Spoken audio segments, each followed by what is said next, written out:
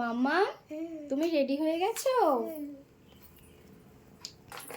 তুমি রেডি হয়ে গেছো তো? তুমি কোথায় যাবে?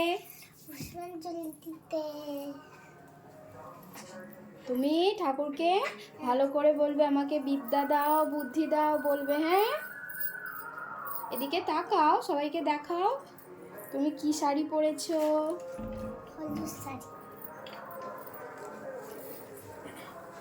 মেহেন্দি করেছো?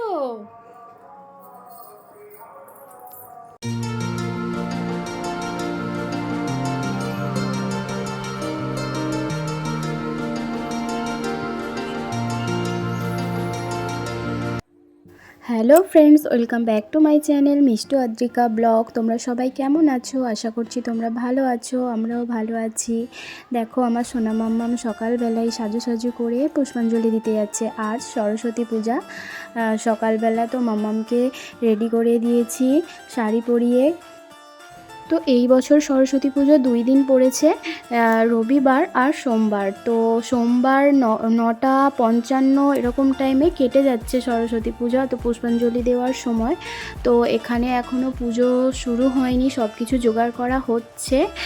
আর আমরা দেখি এখানে ওয়েট করব কিছুক্ষণ। তো আমাদের এখানে পাশেই হাই স্কুল, তো আমরা এখানে হাই স্কুলের এখানেও এসেছি প্রতিমা দর্শন করতে। এখানেও পুজোর জোগাড় হচ্ছে, এখনও পুজো শুরু হয়নি।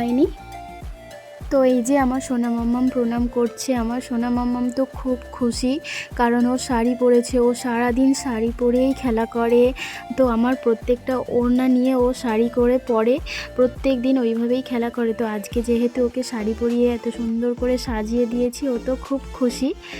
দেখতেই পাচ্ছ কত আনন্দ। তো এই যে 2 সরস্বতী মা, আমাদের 2 বান্ধবী, দেখো কত সুন্দর শাড়ি পরে, কত সুন্দর লাগছে দুজনকে। মিষ্টি মা দুটো।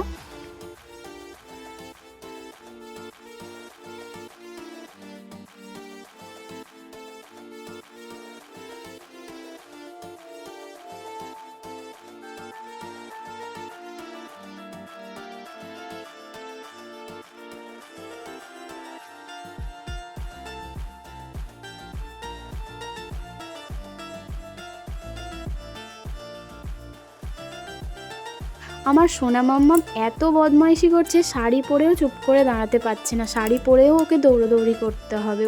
তো 2 হলুদ পরীর মধ্যে একজন যা করবে অপরজনকে তো তাই করতে হবে। দেখো দুজনেই ওই করছে, লাইটের আলোয় দুজনে শাড়ি পরে নাচ শুরু করে দিয়েছে।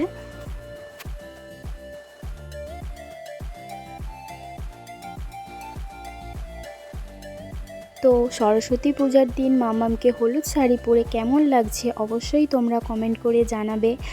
আর যারা আমাদের চ্যানেলটি এখনও সাবস্ক্রাইব করোনি, তাড়াতাড়ি সাবস্ক্রাইব করে দাও। আজকের ভিডিওটা এখানেই শেষ করছি। সবাই সুস্থ থেকো, ভালো থেকো, টাটা।